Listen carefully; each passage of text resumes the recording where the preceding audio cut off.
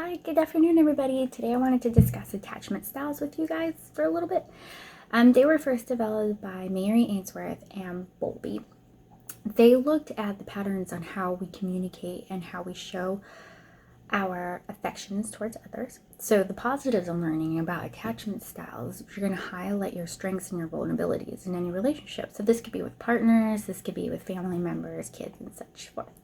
So the primary attachment style that we're going to discuss first is secure attachment. This is what everybody's trying to, their goal for, right?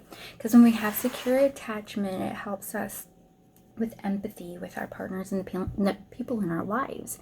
It's also good for understanding how to self-soothe, so you're not going to need other people to kind of make yourself feel better.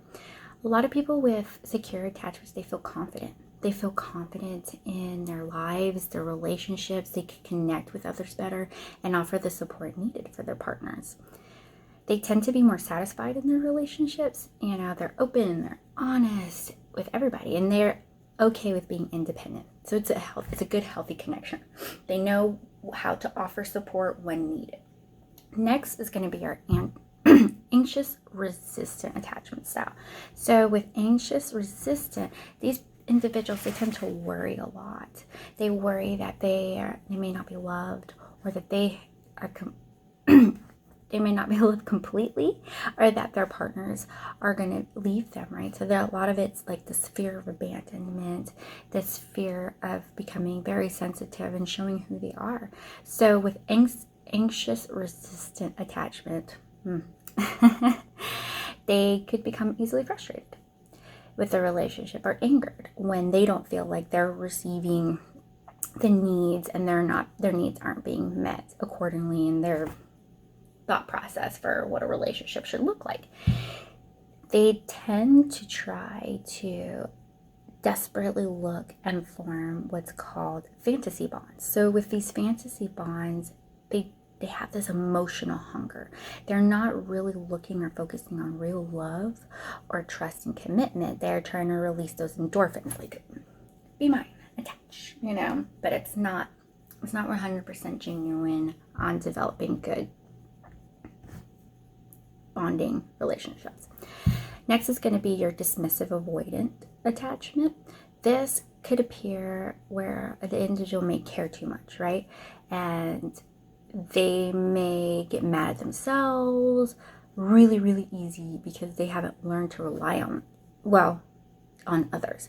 They've relied on themselves for so long that they may appear to be emotionally distant.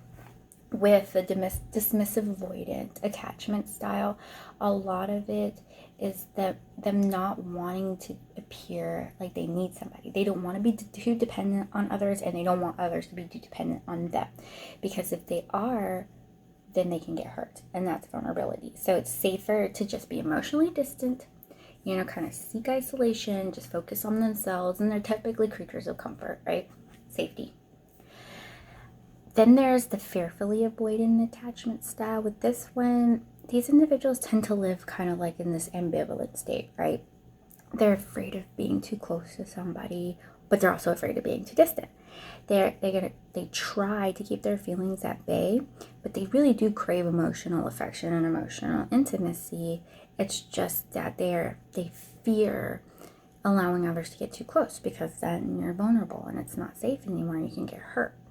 With fearful avoidant, they tend to be feeling like people use them, or that they're exploited a lot, just because they're constantly on the lookout. It's a hyper arousal state of fear, and they'll pull away from relationships whenever they feel overwhelmed, because no one's going to hurt me. I have to protect myself.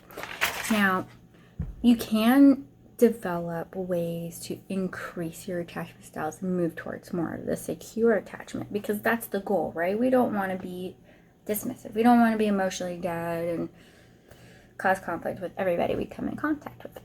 The goal is to recognize your behavior. What are you doing? What's causing people to be pushed away? What is causing the relationships to kind of crumble? Family, friends, partners. And then accept, acknowledge, and allow the feelings and thoughts to come. when you would do this, you can investigate further and identify, okay, what triggered me? Was it the way they talked to me? Was it not feeling like they invited me to go out somewhere? You know, what was a trigger point? Where did this stem from? And when you do that, you can do this thing what's called non-identification. So you don't blame yourself anymore. You know, like, oh, it's my fault, and doing a lot of the negative thinking patterns that we've discussed before. Basically, you want to become aware of your nonverbal signals, you know, pay attention to your desires and expectations of others, because this is where a lot of it lies. And, you know, these are things that you really haven't exposed and brought out into the open. And so then you carry it into your relationships, and that's what causes conflict. You know, a lot of it stems from being kind to yourself. Stop being so judgmental towards you. And being mindful of how you interact with others. Because once you do that, once you can figure out where these feelings are coming from, like who hurt you in the past, was it past relationships, was it parental figures, you can identify why you're either shutting people out or trying to bring them in too close and jumping from relationship to relationship without it being a non-authentic emotional bonding and more just a release of endorphins. In the end, it's not healthy, you know. So find ways to try to move towards secure bonds and secure attachment. And you can. And I hope you have a great day. Bye.